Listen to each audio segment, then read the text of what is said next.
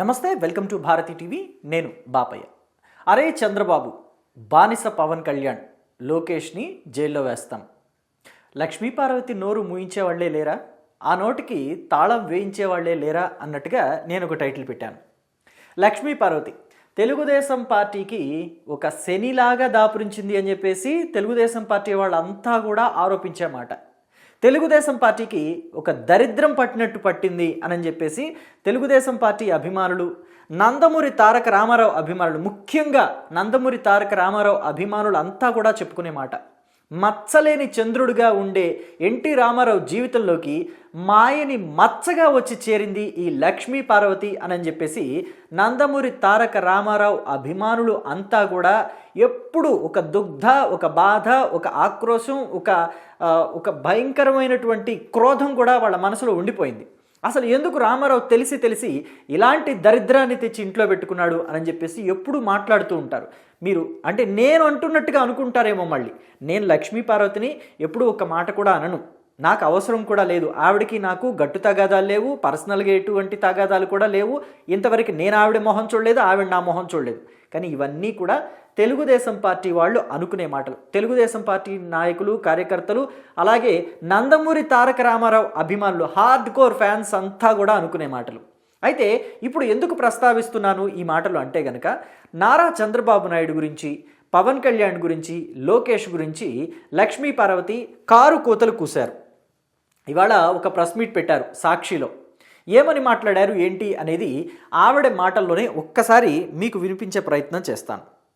Actually ఈ మాటలు వింటే ఖచ్చితంగా తెలుగుదేశం పార్టీ వాళ్ళు, అంటే తెలుగుదేశం పార్టీ వాళ్ళైతే వెళ్ళరు, అందులో నో డౌట్. లక్ష్మీ పార్వతి ఇంటి మీదకి తెలుగుదేశం పార్టీ వాళ్ళు వెళ్ళేంత చొరవ, ధైర్యం చేయరు.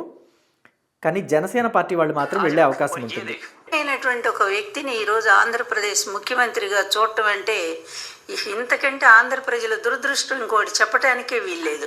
అబద్ధాల మీద కోటలు కట్టుకుంటూ గత ముఖ్యమంత్రి చేసిన పనులని తన ఖాతాలో వేసుకుంటూ ఇంత నీచానికి ఎవరైనా గతంలో పాల్పడ్డారంటే కాదు. ఎందుకంటే ప్రతి ఒక్కరికి ఒక ఆత్మగౌరవం ఉంటుంది, ప్రతి ఒక్కరికి కూడా కొంచెమైనా సరే బిడియం ఉంటుంది. అరే ఇది వాళ్ళు చేసింది కదా, మేము ఎందుకు చెప్పుకోవాలి అని. అలాగే ఇది అబద్ధం కదా, మనం ఏం చేస్తున్నాము, ఇలా రాజకీయం కోసం ఇలాంటి పిచ్చి మాటలు, పిచ్చి అబద్ధాలని ప్రచారం చేస్తున్నాం. ఎవరి మీద చేస్తున్నామంటే అదిగో సాక్షాత్తు మొత్తం ప్రపంచ దేశాలన్నీ కూడా పూజించేటువంటి మహాదేవుడు ఆయన, కలియుగ స్వామి ఆయన, కలియుగ వెంకటేశ్వర స్వామి.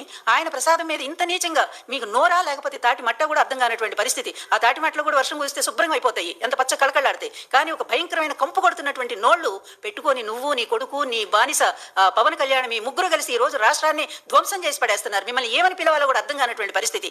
ఏ భాషతో మిమ్మల్ని వాడాలరా రాను కూడా అనాలనిపిస్తా ఉంది. అంత బాధ కలుగుతా ఉంది మీరు చేసిన ఏదో పనులు చూసారా.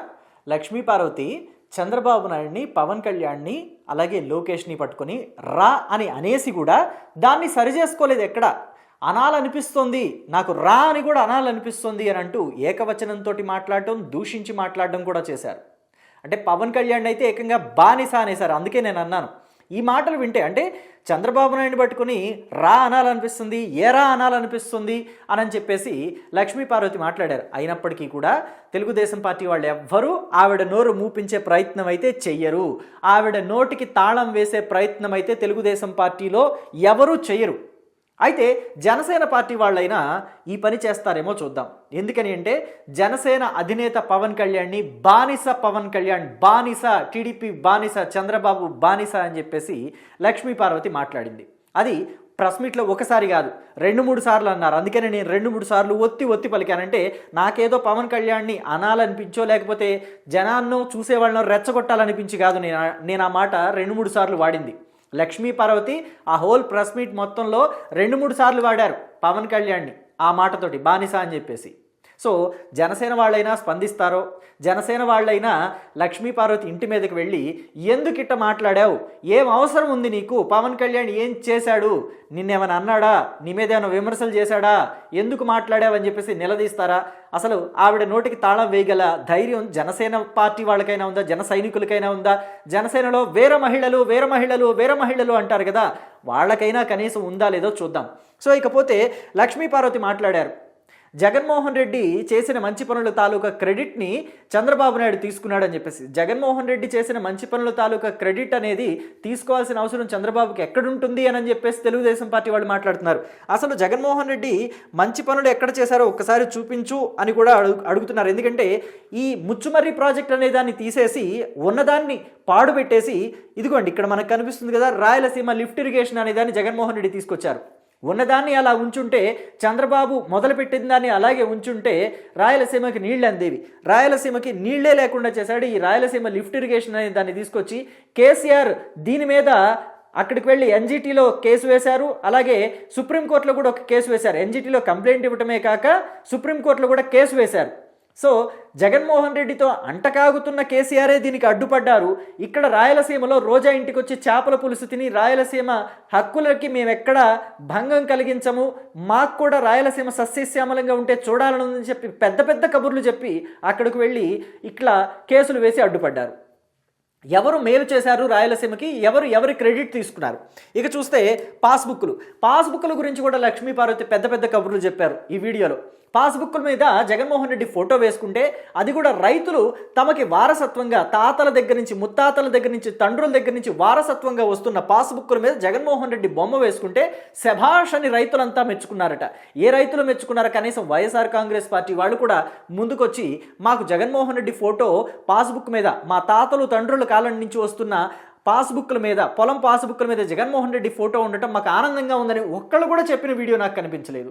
లక్ష్మీపార్వతి దగ్గర ఏమైనా ఉంటే పంపించాలి, ఆవిడైనా మీడియాకి ఇవ్వాలి.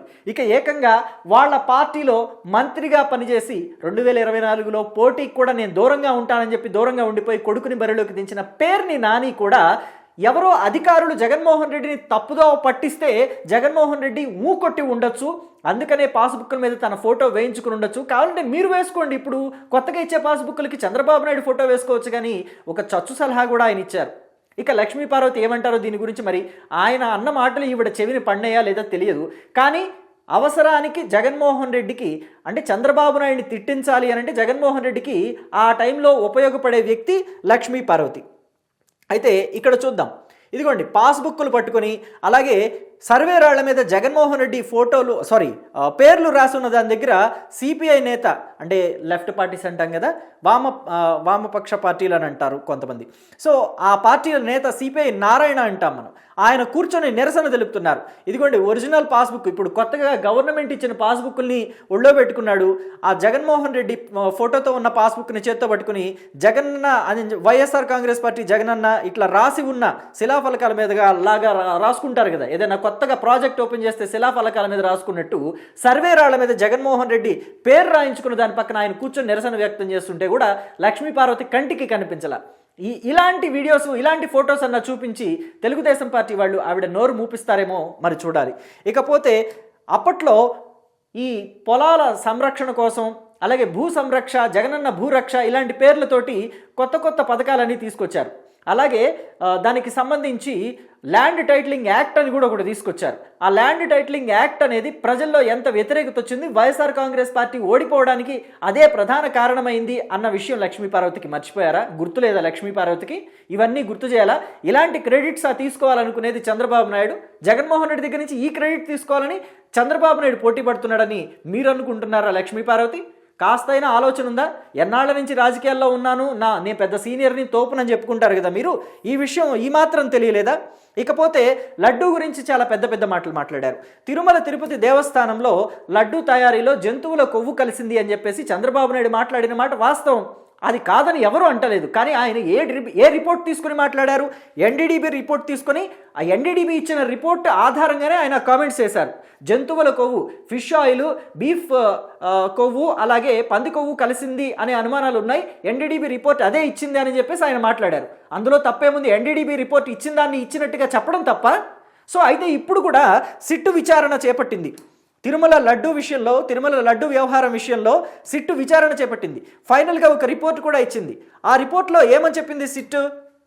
ఇక్కడ 10% కంటే తక్కువ బీఫ్ ఆయిల్ కానీ లేకపోతే ఫిష్ ఆయిల్ కానీ లేకపోతే యానిమల్ ఫ్యాట్ కానీ కలిసి ఉన్నట్లయితే పీసీఆర్ టెస్ట్లో బయటపడదు అని చెప్పింది. అంతేగాని లేదు కలవలేదు అని నేను చెప్పలేదు ఇంతవరకు. సో అయితే ఇప్పటికి కూడా ఇంకో చిత్రమైన విషయం ఏంటో తెలుసా, వైఎస్ఆర్ కాంగ్రెస్ పార్టీ వాళ్ళు చేసిన అరాచకాల్ని, అలాగే తిరుమల వెంకటేశ్వర స్వామి ఆలయంకి చేసిన అపచారాల్ని లక్ష్మీపార్వతి కప్పిపుచ్చాలని ట్రై చేస్తున్నారు ఇప్పటికీ కూడా. ఇక్కడ సిట్ ఏమని రిపోర్ట్ ఇచ్చింది తాజా రిపోర్ట్లో, ఇక్కడ తిరుమల లడ్డు తయారీ కోసం వాడిన నెయ్యి అనేది ఉంది కదా, అది నెయ్యే కాదు, డాల్డాతో పాటుగా కొన్ని కెమికల్స్, సుగంధ ద్రవ్యాల్ని కలిపి ఒక మిశ్రమాన్ని తయారు చేసి ఆ మిశ్రమాన్ని తెచ్చి నెయ్యి ప్లేస్లో నెయ్యి కాకుండా అసలు నెయ్యిని తీసేసి ఆ నెయ్యి ప్లేస్లో ఈ మిశ్రమాన్ని వాడారు అని చెప్పేసి రిపోర్ట్ ఇచ్చింది. మరి దాని గురించి ఎందుకు మాట్లాడదు లక్ష్మీపార్వతి కళ్ళకి ఆ రిపోర్టు కనిపించలేదా? రిపోర్ట్లో ఆ విషయాలు కనిపించలేదా? ఈ విషయాలను ఎందుకని జనసేన వాళ్ళు కానీ తెలుగుదేశం పార్టీ వాళ్ళు కానీ లక్ష్మీపార్వతి విషయంలో ఖండించరు? లక్ష్మీపార్వతిని నడి రోడ్డు మీద నిలదీసి ఎందుకు ఈ మాటలు మాట్లాడావు, ఈ విషయాలు నీకు కనిపించలేదా?